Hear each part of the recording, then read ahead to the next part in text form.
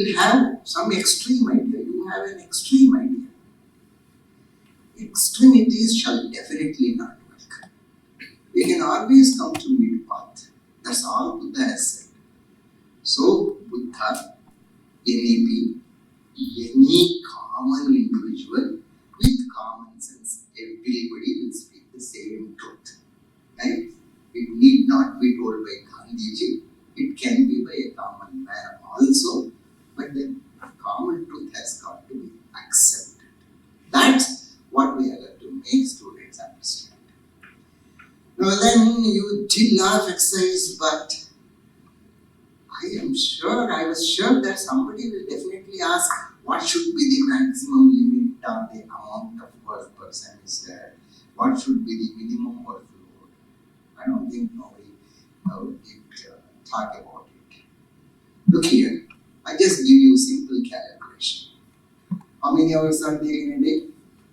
24 hours. How many hours one should sleep? 8 hours. 8 hours and at least 2 hours for self, play, recreation, do whatever it is. At least 2 hours for self. So 8 plus 2 hours, 10 hours. Minus 10 hours from 24 hours, what is left is 14 hours. Out of that, 6 hours have got to be more for bathing, for doing whatever it is, for eating, for getting yourself ready. So how many hours are left? 8 hours. 8 hours multiplied by 7 is how much? 7 days in a week. 56, right? But all 7 days should not. Nobody should work for all 7 days. Right? There has got to be a recharge. Leave something. How many hours are available? 8, 6 are 48 hours. Alright. But then, the 6th day, categorically, Government of India, categorically, the entire world has said that it should not be 6 days.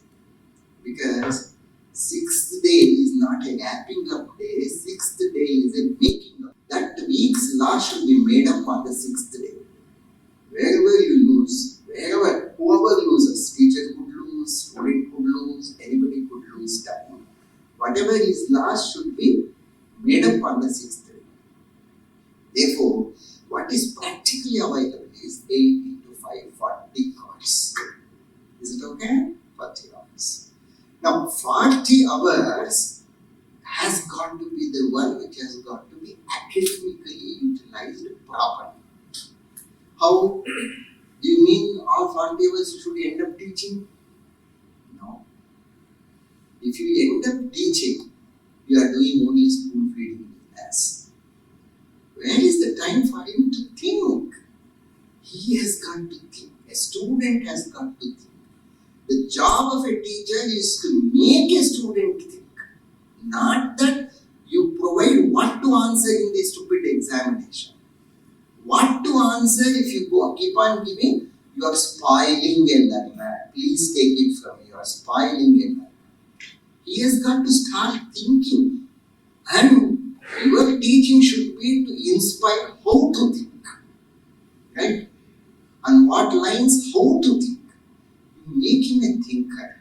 You just make him a thinker. That is more than enough. So, to do that, obviously, your 1 hour of your involvement should at least extract 1 hour of work from the student. Did you get it? So, every 1 hour of your investment should be shown as an output of 1 hour by the learner. Therefore, every 1 hour equals 2 hours. Is that okay? That 2 hours, in that 2 hours, 1 hour in your presence, 1 hour in your total absence. But you could be absent, your teaching assistants could be present. Could you get it to help them? So it is 2 hours. These 2 hours of combined work is called 1 credit. Could you get it? So 1 hour of transaction by you should result in extracting 1 hour of work from the student, from the learner. So 2 hours jointly will become 1 credit. Now you could ask me, why practice session 2 hours should totally be given as 1 credit? Because in the practice session, both the hours are for his self-work. Isn't it? In fact, we have already given the instructions. Therefore, he has got to apply himself. Is that clear? That is why every L session of 1 hour is 1 credit. But that should imply extracting 1 hour of work. So when you do it 2 hours, how many 2 hours are there in 40 hours? 20. That is why the course should not exceed 20 credits. Foolishly, Visvesvaraya Technological University, foolishly AICTE, when I was active, was going with 25 credits for BTech program, and I was the only one. I was single-handed fighting in Delhi. You are totally foolish. Right? It is totally wrong. Then one day, the chairman got frustrated. You leave it to Nagpushan. He will give the formula, you accept it. He said, not being convinced because he was not able to take up my load.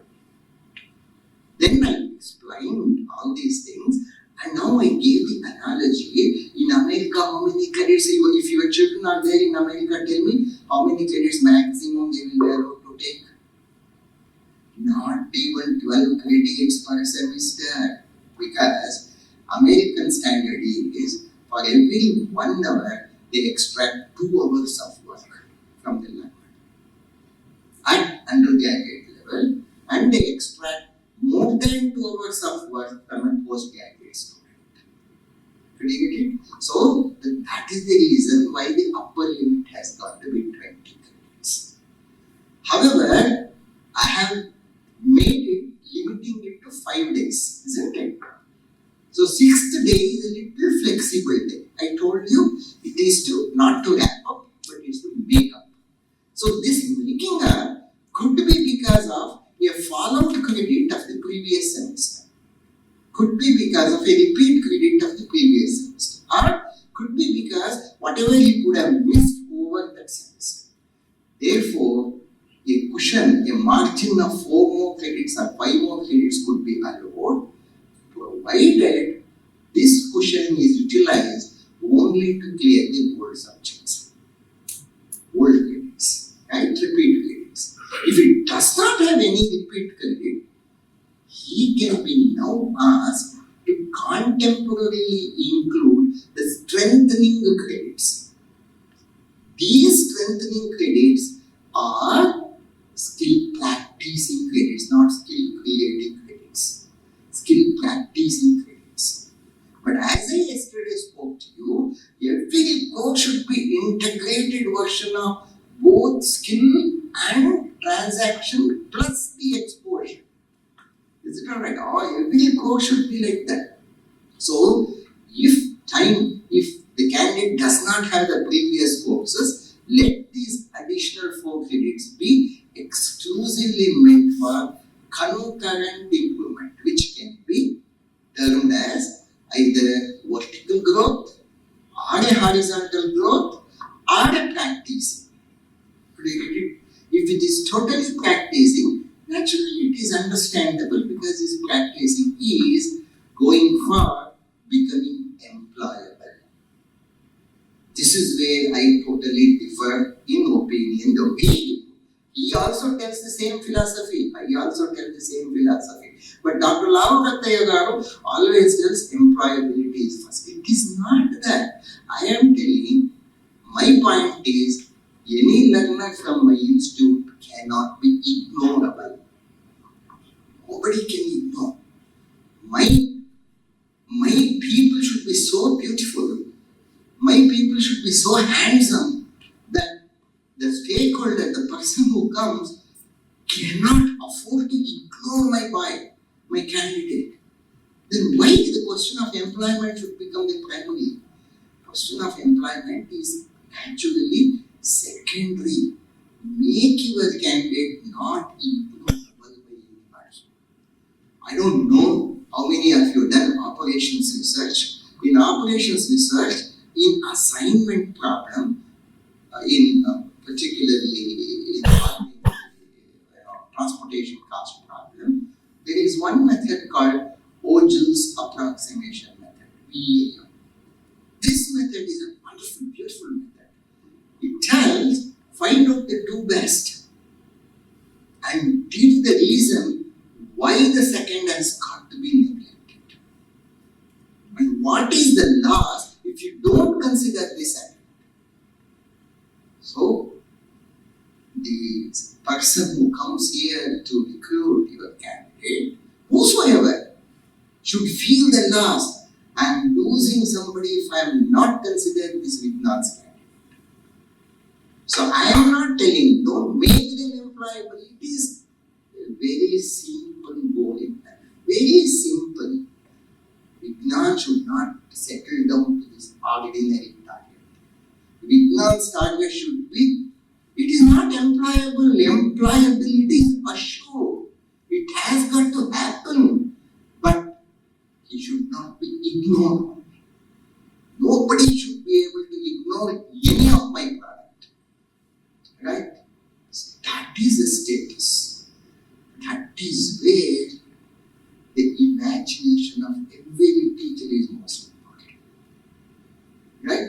It is not because Vice Chancellor directs. It is not because principal compels. It is not because the erstwhile owner of the institution, erstwhile management of the institution decides. But it is because Vignan has to create the tomorrow's future. And that tomorrow's future can be possible only when people who cannot be ignored can be created. Right? So you yourself see, what I am trying to tell, when I am going to try to tell that I am going to make people employable, I am trying to tell that, look, either with them totally, they are not up to the mark, I am trying to sell them. That is not the idea at all. The point that you have given the admission to the student to your institution, you accepted the student in your institution, clearly tells that he is not a useless candidate. Right? Because you are very certain that you are a great transformer. You shall transform. 4 years is the period of transformation and you are bound to transform.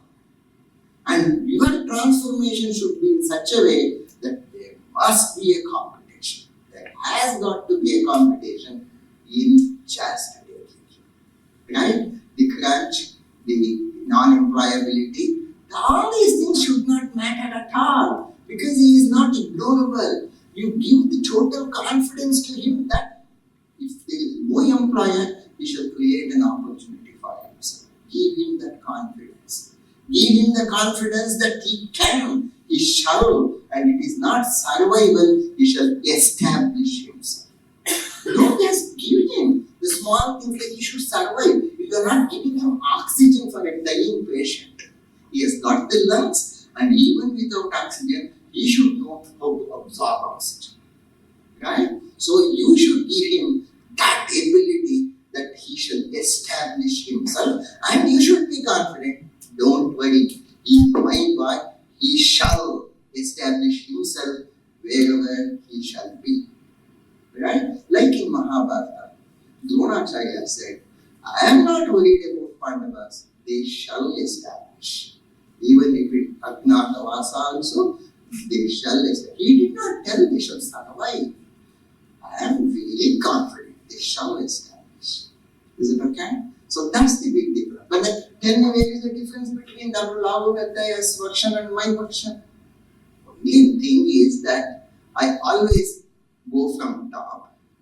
But naturally, he always tries to tell you, please see that everybody is employed. Employment should, you just because they are in your institution, it has got to happen.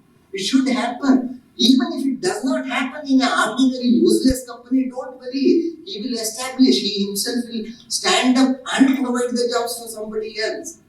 Right?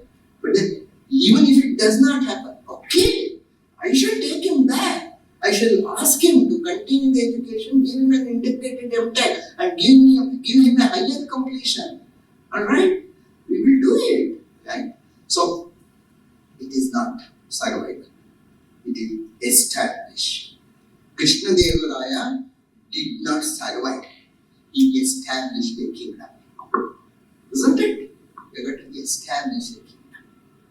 Right? So that is more important. And Vignan should become a kingdom of education. Because now that you are all autonomous, you are all the extended folds of entire Vignan, the great imagination of Dr. Rao is there in your room. Right? So that has got to happen. Right? Okay. Now, other most important point. We don't get the first level students in our institution, isn't it? Do we get? Because they all go to IITs. I just ask, if your son or daughter, Dr. Panindra, if your son or daughter would have got a seat in IIT, would you still send him to Vignan? No. And just don't say yes because Dr. Rao No. Isn't it? It's a no, solid no. So, first level children will not join me. Sure, second level students shall not join me because they are NITs, because they are IIITs, right? And there are many other institutions. Sure, I am very much aware that people who choose this institution are naturally third filter, third level, or the fourth level. But these third level people and fourth level people should be transformed to such a height that they stand, please note my word, competitively comparable to any first level student. So he must become competitively comparable. Then naturally, where is the question of just pushing you for first employment? National Education Policy in section number 9.5 or 9.6, it clearly states National Education Policy does not worry about his first employment. It takes care of his second employment, his third employment, his fourth employment till the end of his life. Right? So that is the level to which we are going to raise. Is it okay? So there is one more point in National Education Policy which I purposefully avoided because I am dead against to that policy. I have given my dissent to Government of India about this policy, but then I have also given an alternate to this policy, the policy of ABC, Academic Bank of Debit. It shall not work in India.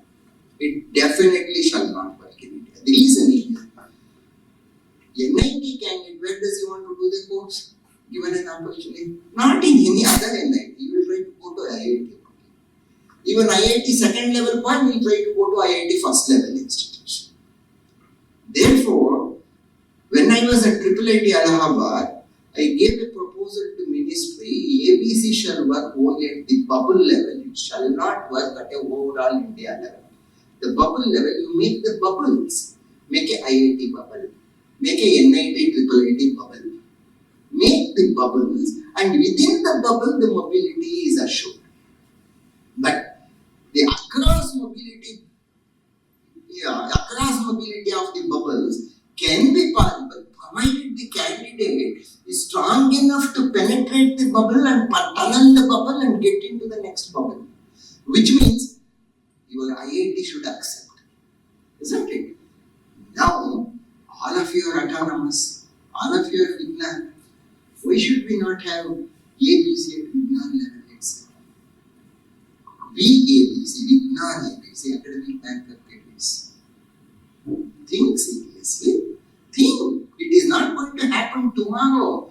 See, you are all more level at the same level, same height. But now when I make it ABC bubble, you will try to excel in one area. One institution will try to excel in one area. Then, when an institution, one Vignan institution excels in one area, the other principal will be making a call to you. Can I send my 20 students in the next semester to your institution so that he can pick up the credits from there?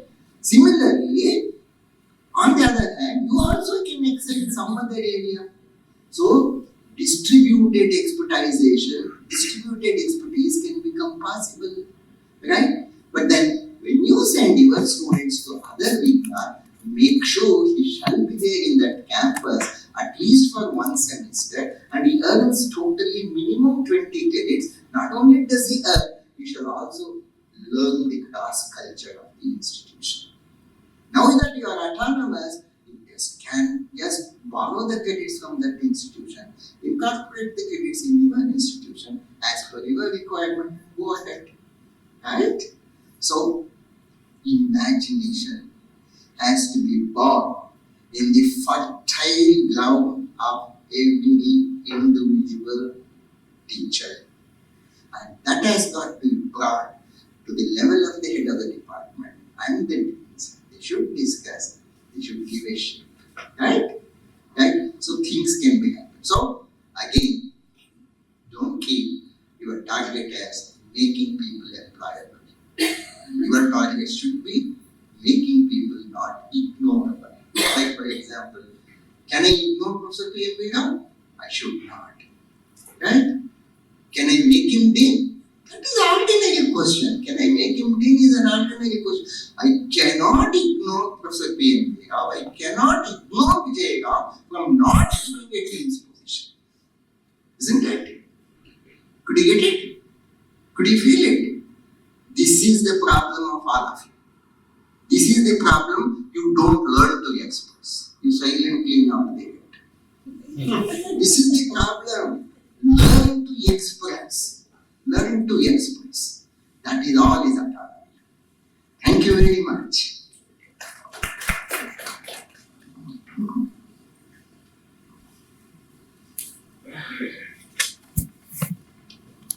Thank you very much, sir, for provoking all of us and for sharing your valuable inputs.